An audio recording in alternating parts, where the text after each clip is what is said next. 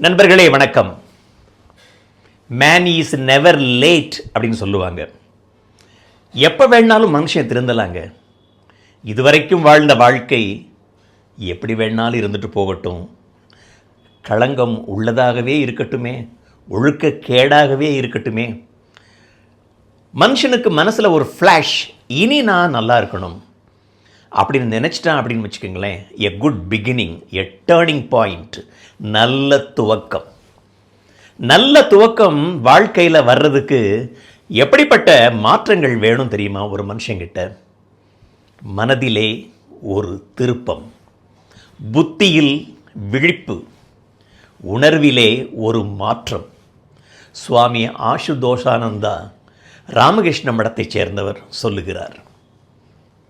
இது 3 இருந்துச்சுனாக்கா மனுஷனுடைய வாழ்க்கையில் ஒரு நல்ல துவக்கங்க. இது 3ஐயும் நம்ம மனசில் வரவழைச்சிக்குவோமே. ஒரு நல்ல துவக்கம் இருக்கட்டும். நல்ல துவக்கம் பாதி வெற்றி, சுவாமி சித்பவானந்தர் சொல்கிறார். அப்போ எப்படி இருக்கணும் உங்களுடைய நல்ல திருப்பம்?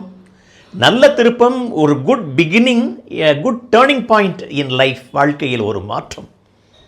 அதுக்கு மனுஷன் என்ன செய்யணும்? தூய எண்ணம், பரந்த நோக்கம், சாந்த நிலை, களங்கமற்ற பான்மை. சுவாமி சித்பவானந்தர் சொல்கிறாருங்க, இதெல்லாம் நமக்கு மனசில் இருந்துச்சுன்னு வச்சுக்கோங்களேன், அது வாழ்க்கையில் நல்ல துவக்கம்.